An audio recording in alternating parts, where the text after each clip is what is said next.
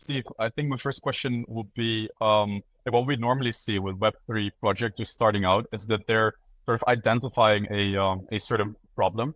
I'm not sure if that's the case as well with Fintopio. So like my first question would be like, did you identify a certain problem in the space? And if so, like what is sort of the main problem you're trying to solve with Fintopio?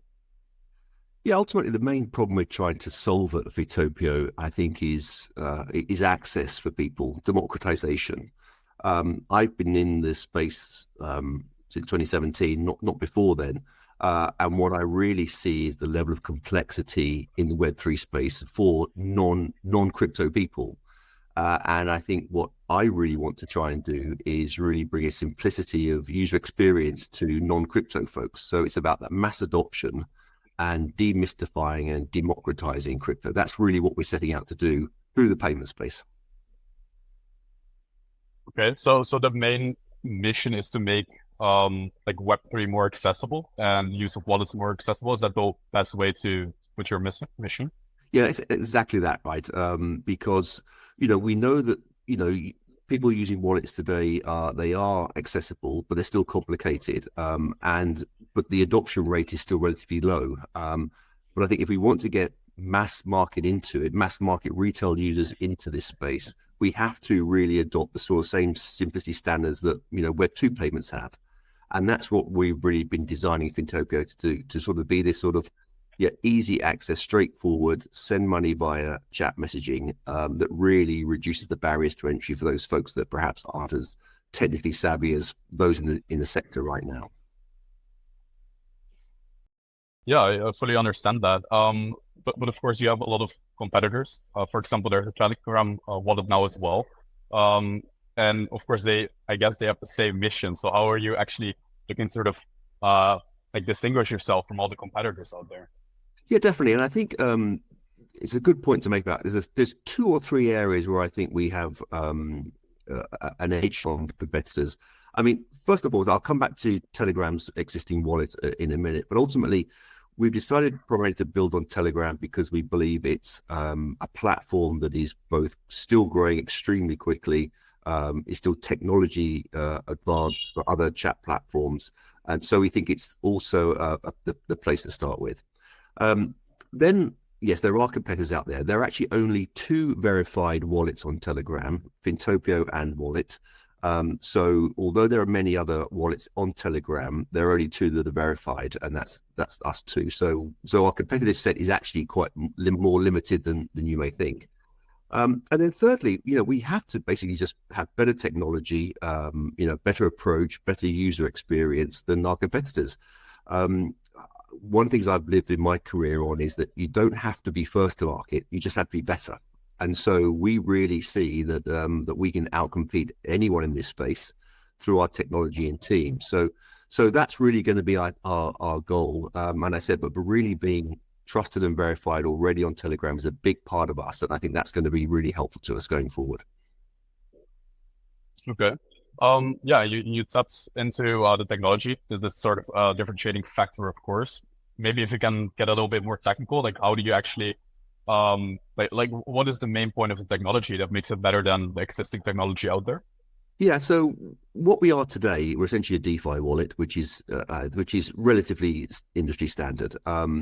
We'll soon move into becoming a centralized CeFi wallet, and then we hope to move into the fiat payment space as well. So I see ourselves more as almost infrastructure as well, as opposed to being a DeFi wallet. This is really only stage 1. So ultimately, our goal is to really become the go-to payment platform on Telegram and beyond. So it's not just DeFi, not just CeFi, not just crypto, but we believe that fiat also an opportunity for us. So that's when I think the team we've been building is really thinking about that long-term goal now. So the things we put in place, we can scale as we get going, as opposed to sort of doing it incrementally. So we've got a real goal to build the right infrastructure, and that's what the team are up to now. The dev team really building the long-term infrastructure that is scalable and dependable, that will allow us to move into much other spaces as well. Yeah, so if the technology is actually scalable, like you quickly mentioned it already, you want to start off with Telegram, but like what other platforms can you see Fintopio actually moving into? Is that something also for like short term, or what's your vision on that? No, so look, we're going to move pretty quickly into, so Telegram bot is our first product to market, because I think it's just a great place to start.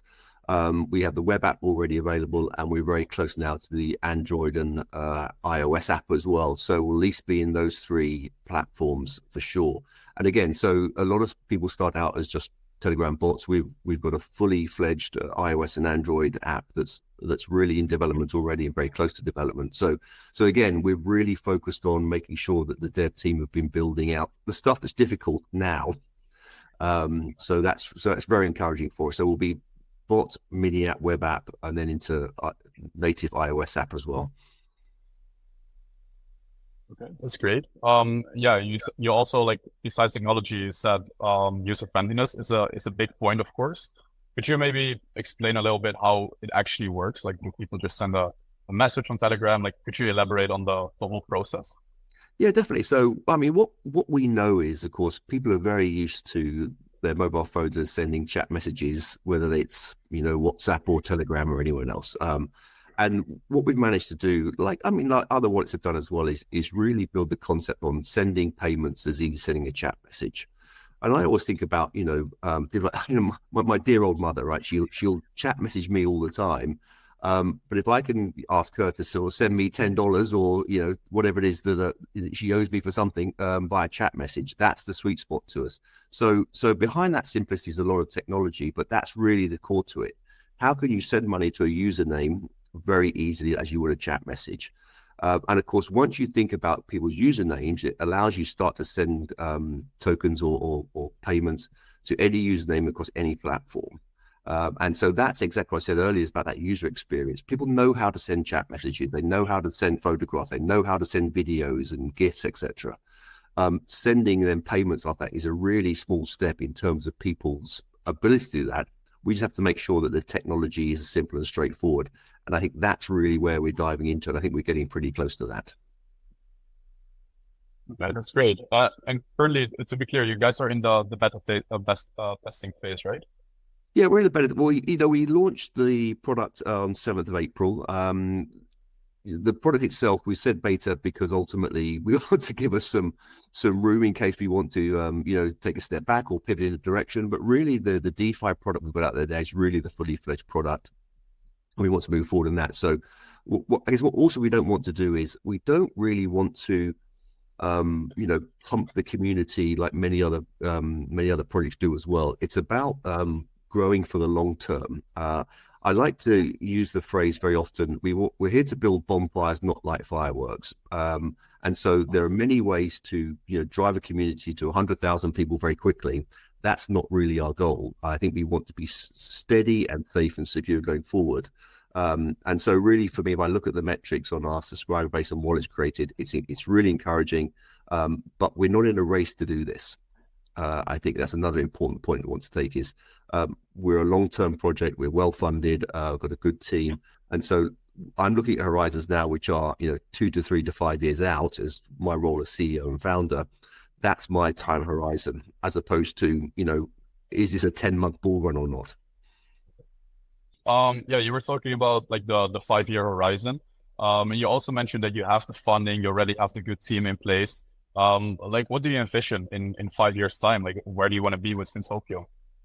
Yes, I think that goes in hand with even a platform like Telegram. Telegram is what 900, to 1 billion users shortly, and then will continue to grow. Is, are we the number one payments processor or payment app on Telegram? Hopefully, yes. What market share do we have of that? Hopefully, very high. And then do we, we look at brands like WeChat Pay, who become very integrated into the payment model. So yeah, we really think becoming the premium go-to payment processor, particularly on Telegram and beyond, is really key for us. I don't want to put numbers on that at this stage, but we're talking tens of millions of users and beyond. We certainly have the ambitions to really be a major player in this space. Okay. Yeah, that's great. And to quickly go back to the beta stage right now, you mentioned that the metrics are looking promising. Could you maybe share some insights of that, like how many users are using the wallet right now? Yeah, so what we've noticed already is, because the interesting thing about the DeFi is you can actually, either create a new DeFi wallet on Fintopio, or you can translate your MetaMask or your Trust wallet into the Fintopio user experience as well. So we're really seeing, on average, the main user having 3 to 4 on average wallets in Fintopio. So if you say, we've got, 10,000 users, that's equated already to 40 to 50,000 wallets. So we're seeing people bring multiple wallets into Fintopio. Now, ultimately, what I think may happen is people will start to consolidate those, because, even myself, I have multiple wallets across various, and it's frustrating to keep a track of those again. So I think even one of our opportunities as Fintopio is to pull them together into one space. It may not be one wallet, but it's certainly one user experience. And again, that for me is a critical part of that simple user experience that we want to bring to people. Okay, and tying into that simple user experience is the of course, the wallet is non-custodial. Is that like an important factor? Like what is the influence on that of Fintopio? Yeah, I mean, non-custodial is a good place to start for sure. But we're working very hard now with regulators in certain parts of the world, because we really see CeFi as being important to us as well, and we really see fiat payments being important as well to us. So really, part of my role is, as the CEO, is to work very much with the legal and regulatory team that we have to build our licenses so we can actually move into CeFi more, and then into fiat payments. So I think non-custodial is a good place for us to start, a good place, as I said, to sort of build our reputation, build trust, build connections with people. But ultimately, we need to then start our conversations with regulators, both in Europe, CIS markets as well. We're talking to in Abu Dhabi and Dubai is also where we've been having conversations. So that regulatory part of it's going to be very important for us as we lean into CeFi for certain. Okay, and do you think like this whole legal aspect and regulations, can it be like a sort of, is that one of the main challenges right now for the future growth? Yeah, I think it's important for this sector in general. I mean, I spent previously, before I joined the team, I was working at Binance, and Binance did a lot of work at the regulatory side of things. It's very important, particularly if you're dealing with payments. You've got to build that trust, and ultimately building trusted regulators is really critical. I think users will then see that regulation relationship is very important as well. So building trust is super important. And, I think it's harder and slower, but it's got to be critical, right, to build a long-term business. And that really comes back to one of my previous points, is this is a long-term project in that respect. And therefore, regulations takes a long time to get to. And we're really happy to take that on board and happy to work through all those areas. Maybe slow, sometimes maybe hugely complicated, but it's something that we're willing to take on. Okay, this sounds promising. And also I think a lot of people, when choosing the wallet to use, like you talked about like the technology, the ease of use. I think a factor which we haven't really touched upon is the security aspect, which is one of the most important aspects, I feel like, when choosing a wallet. Yeah, could you maybe tell us about like what the safety standards are at Fintopio? Yeah, so extremely high. And I think one of the areas where we've already demonstrated to the Telegram team, particularly because now we've become a verified wallet, is that our standards of security are super high. We've been very fortunate to work with people in and around, not directly with the Telegram team, but in and around that ecosystem. And of course, we know security is very important to all folks on the Telegram space. So that's really where we've set our standards high on. Of course, we are still getting some third-party auditing as well, again, to prove to people or show people a trust mark. But that's really critical for us as well. But I think one of the things is that we've set the standards high ourselves internally, and that's going to have to also continue to be developed, particularly going to CeFi, and particularly as we think about fiat payments as well. So that's definitely something that's really key to us, and that's why I'm really delighted that some of our dev teams are really embedded in this space, because it's incredibly important for us to do that. And in the beginning of our conversation, we already talked about the Telegram wallet, which they introduced. like, aren't you like concerned that they are taking over? Of course, Telegram is a big player. Aren't you concerned that they are going to take over a big portion of the market? Yeah, well, I think they already have I think they're clearly the largest wallet on Telegram, which is absolutely they've had that first mover advantage, which is really great. I think what's important though is that you need to create competition and market to grow the market. And I think that's really important because we need to provide something that's different to what's already in the marketplace. And then we need to work harder and work smarter. So I think it's a benefit to have several players in the marketplace because it then demonstrates to people there's a critical mass of firms in this space, etc. And then users make a decision based on how they connect with the business, a brand, or how they see the team operating. So I think it's actually a pretty good thing to have competition. And I think that's and I think I relish that from my sort of Web 2 days when I was in the very competitive industries. I think it's competition is good. It then inspires people to work harder as well, to innovate more. And so if I was on an existing team like Wallet, and I've had no competition really for a period of time, I've now got to start innovating again. And that's that innovation I think will drive people to better standards. Okay, it's a very interesting viewpoint, and yeah, 100%. I think, yeah, maybe if you can compete with Telegram, of course they're setting the high standards. But I like a question that comes to mind is like how do you want to compete with them, because they have an established name in the market, of course. It's also really easy to use. They probably have the same vision. Like, how do you want to attract maybe the users that are already using that wallet? How do you want to attract them to Fintopio? Is that purely like building a better product and then let the product do the talk, or is it like marketing? Like, how do you plan to address that? Yeah, so I think the product, if we move into other areas where perhaps they're not focused on, is important. But then I then come back to you make the point there about branding and marketing. It's very important. I think you have to be, as any brand, you have to connect with your users. And I think we will certainly want to build a personality to the brand and to a community support that I think is going to be very important. As we know, and people in this space know very well, the community is so critical to growing and engaging. The team we're working on from a marketing team have a lot of experience in community building there's some really top tier crypto marketplaces in this space. And so, yeah, we have to appeal to a community, and that, whether it's from giveaways to memes to trust, all these things will be super interesting to do that. We've got some really smart ideas about community building, community engagement. And yeah, so I think accessibility is going to be very important to us as well. I think we have to show up publicly in many spaces. I myself was in Dubai last week at several conferences, several events. So yeah, I think engaging the community, taking them with it is going to be super important to us. And I think everyone would recognize that, community is critical. And I really hope that we can find that sweet spot with the community and give them something that they really, really align to and really want to be part of. Sounds great. And if we're looking at short term, is community building, is it like top priority, or are you guys looking to first like fully launch the wallet? Like what can we expect in the upcoming year, let's say? Yeah, I think we want to walk and talk at the same time. I think I think one of the benefits I joined the project team. Well, I really kicked off the project team last July. It's been critical. We've been doing a lot of testing in-house.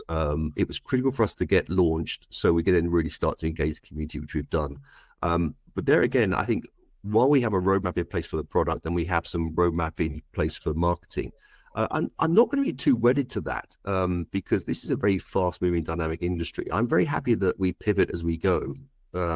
And if we find that users want something that we're not giving them, or we feel we're not giving them enough, then we can move as well. So I want to be very fluid as we go along.